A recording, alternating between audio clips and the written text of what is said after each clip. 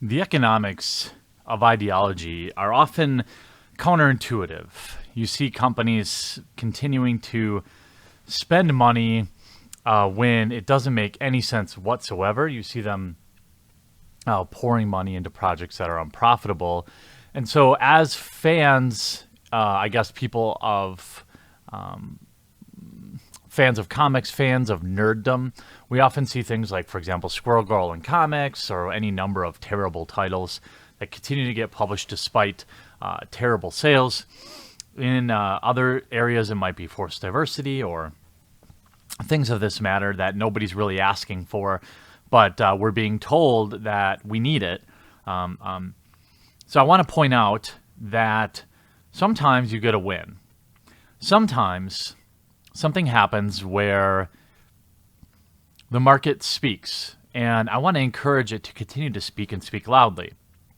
I want to start at the end and take you back to the beginning and try to keep it short and sweet, because a lot of this data can be boring. I want to give credit to that umbrella guy on YouTube. He's the one that kind of tipped me off to a lot of the data and asked me to see if I could signal boost this topic, and I think it's definitely worth doing. So I'm going to link his channel in the description down below. You should check him out. He's got a long, in-depth explanation of the numbers, and he understands the industry better than I. I am, at best, a casual fan of comics now. I think stuff like Mr. Miracle are a modern masterpiece for comics, but I'm not a super fan. I am a fan of the fight that's going on with people like Zach over at Diversity Comics and Frugal and Captain Cummings and things like that. I like their channels a lot.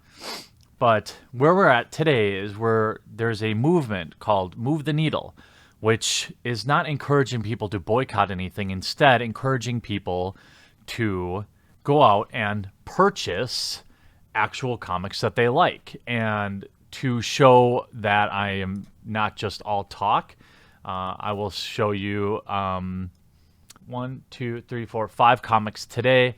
I finished up the Mr. Miracle series. At least I got current on it because I'll overlay it in post. I got current on it because I got into it early, and then I kind of fell by the wayside with everything going on with Comicsgate and things like that. But what's interesting is now we are actually, in my opinion, starting to see some effects of the market speaking loudly. And it started back in Q3, I believe, when, let's see, let's go to the correct article. Here we go. In Q3, we saw IDW, one of the most, one of the comic publishers that has some of the most ideological titles, things like that. They released their earnings, and in fact, their net income was down 91% year over year. That is a phenomenal collapse. And they blamed market leaders, for example. They say, well, as the industry goes, Marvel goes. As Marvel goes, the industry goes, Marvel and DC. And that, to a certain extent, is certainly true. They are the tide that raises all boats. However, if you are producing good titles, people will buy them. Net income from operations decreased by $2.3 million for 3 months ended July 31st. That's Q3, compared to 3 months that ended July 31st in Q2. They go into some specificity around. They come from the amounts due to lower gross profit in all 3 segments, and you can read through that. And again, his video is pretty spicy. And we look at some other things they had to do in June of that year. They had to raise $10 million in working capital after operating at a loss of $1.8 million in that previous quarter. So what does this all mean? Well, clearly they're hemorrhaging cash. And you might say, okay, well, Q3, Q4 didn't look great. What happened when they finished their year, when they came to their year end? So we have now the fiscal fourth quarter and year end of, so you'll see this number FY, that stands for for fiscal year. Often businesses don't have the same 12-month calendar year that we do. A lot of my clients run from, for example, March. Their 12 month starts in March, so theirs ended, and we have some end of year numbers. Revenue of $20 million in Q4 compared to $23.6 million for the year-over-year number, so down 15.4%, of $60.4 million for fiscal year 17 compared to 65.7 for previous year. So while it's easy to say, well, it's only 5 million. This isn't a huge company, right? And there's some more startling numbers further down as we go. Net income for the company of 0.7. Remember, gross profit or gross is before your overhead costs. And so your net or your gross income is before any real expenses. That's just like literal cash in. Has nothing to do with overhead or expenditures or anything like that. So we have his net income. That's not triple net, but that's net income. So after most expenses, right? For the company of 0.7 million for quarter 4 in 2017 compared to 2 million in quarter 4 2016. That is a massive drop. Now remember, okay, I know this sounds dickish. There's four quarters in a year. Okay, not everyone looks at this stuff all the time. I'm not trying to be a dick, but I want everyone to understand these numbers, right?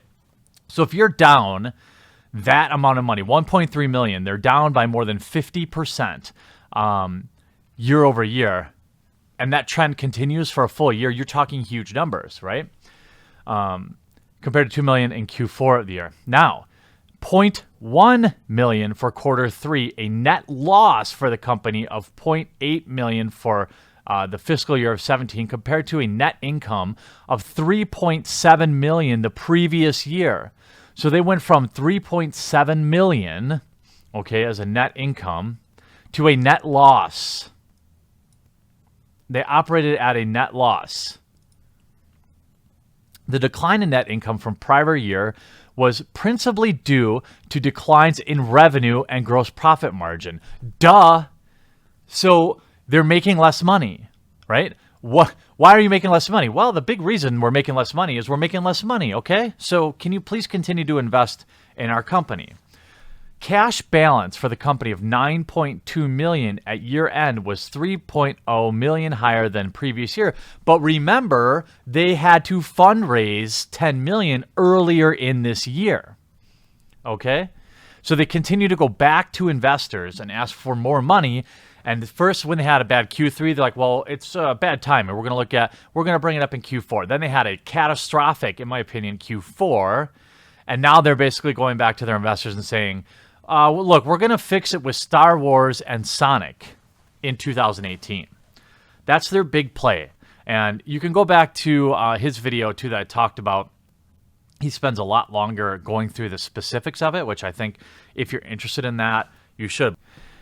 Why, might you ask? Well, let's go back to this summer, around September. If you didn't know, we had one of their big titles. Look, the G.I. Joe community is one of the most dedicated ones out there. And we, of course, had Aubrey Sitterson coming out saying, oh, God, it's self-centered national tragedy remembrance from people who weren't anywhere near the New York City that day. I'm catching flack for this, but as a guy who stood in the streets of Lower Manhattan where he lived and watched it all unfold, fuck you. And this guy, I believe, is a outspoken communist or socialist or something, and he writes G.I. Joe for some ungodly reason, right? If we look at what the Joe community had to say about it, they were not happy. If you read through this thread, it is not great. Not great.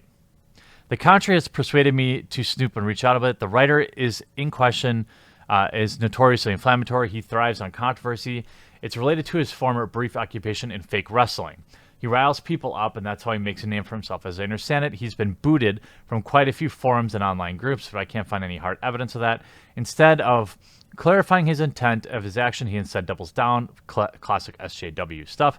Guy complains that people are judging his work because of his politics. Guy's work is a direct reflection of his politics, though. Not sure if willfully ignorant or just hoping his supporters are. The writer in question has completely hijacked G.I. Joe in his own way, making anything but G.I. Joe. And it reads a bit like what you would get if you were handed a kid that knew nothing about G.I. Joe, a bunch of random action figures with no accessories or real background information. It's his own personal play fiction. He's entitled to that, I suppose, but he's not winning fans. He's losing them. He was subsequently removed from the project, and the next project, Scarlet Strike, was canceled before it ever hit the shelves. Now, of course, they have to call it female-focused. Nobody wanted it. I'm sorry. Nobody wanted it. Let's see who else they house. Oh, yeah, Sophie Campbell. I'm sorry. I don't know if some of you might not remember this glorious tweet. If you remember, she tweeted, "If I had a magic button, I would push it and magically kill every GOP politician in Washington. I would push it and then take a nap." Remember? She, again, works with IDW. People know this. And these people are outspoken. They hate the fans. There's no question about it. And now, finally, we can point to a little bit, right? Just a little bit of information. Now, of course, I'm not... we can't know every little detail about the finances, but if we can take anything away from this, of course, they blame... I was not a proponent of firing Aubrey. I'm not a proponent of having campaigns to fire people, even though I think Aubrey Sitterson would have been a perfect candidate for that. Because, I mean, as somebody who literally writes G.I. Joe and hates America, in my opinion, it's probably not a good fit. But, things like this build up, right? When people leave the comic book industry or any fandom, okay, when people leave, this is something that SJWs apparently don't understand. When fans of something like Mr. Miracle, for example, let's say they came in and they made Mr. Miracle a gay little person with one arm, something like that. Look what they did to Kick-Ass. I think that's Image, right? But they turned Kick-Ass from some teenage boy to a black Spec Ops warrior. That completely changes Kick-Ass, right? Like, I have zero interest in a military person coming back and fighting crime. Kick-Ass was good because it was just like an everyday kind of guy, like a nerd putting on a mask and fighting crime. That's what Kick-Ass is. So they come in and they change it and say, you know what? We need more diversity. I mean, we need more. We don't want our existing customers. We want to change it all. When we leave, most of us don't say anything. We just stop buying it. And clearly, that's what's happening with IDW. And I can only strongly support this. If you read comics, if you don't even read comments, let me suggest what I'm reading right now. And you should consider looking at, because they're not all bad. I think the Mr. Miracle series is unbelievable. The new Cable series, unbelievable. These are two series that I'll give you a can't miss, and I'm sure people in the comment section down below will share the books that they are reading. But I think, as people in the fandom, this is literally the only thing we have to fight this. We can't fight these morons on Twitter. That's their domain. What we have to do is buy the books we love and activate to continue to do that, because the more titles of Mr. Miracle that sell and the less titles of whatever other trash SJW trash are putting out don't sell. We just have to live in a world, in my opinion, where we hope that that's enough. Now, being kind of realist about it, maybe that won't ever work. We've definitely seen companies. I think Magic the Gathering is in a death spiral, in my opinion. I don't think they'll ever leave it because they're fine being small. A lot of these companies, IDW, apparently WotC, they seem like they might be just fine with a small audience. They don't care about, a lot of the people that work for these companies, they don't like comics. They have 4 roommates. They don't have any real career interest. They don't care about being successful. They care about influencing people, destroying things that these stereotypical fanboy or girl might like because reasons. And all I can say is I can't wait for IDW to crash and burn. Star Wars is not going to save them. The Star Wars market is so oversaturated. The story in Star Wars now is freaking lame. It's not going to save you. Sonic the Hedgehog is not going to save you. And as long as you continue to employ people who are loudly outspoken against the fans on their social media and who let their ideologies flow into the books that existing fan bases know and love, then this will be the result for you.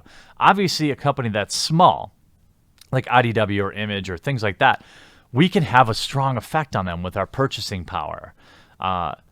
Marvel, DC, less so. They have tons of money coming in from movies. They don't care, I don't think, about making money with their comics necessarily. They care about maintaining licenses so they can keep pumping out average movies every summer and making $300 million.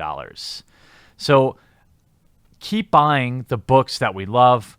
Hashtag move the needle. When you do, post a picture of the receipt with that hashtag, and let's just don't let these people take the hobby from you. A lot of people ask me, why do you still play Magic? If there's so many problems with it, because I'm not going to let these people come in and take my hobby away from me.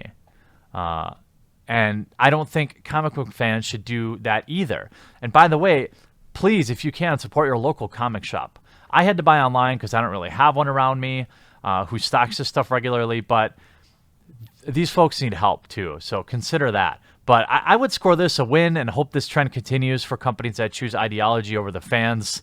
And here's to IDW closing its doors, hopefully, in 2018. Thanks for watching, and I hope you enjoyed this video. If you want to be notified the next time I upload a video, make sure you subscribe and take a moment to turn on notifications.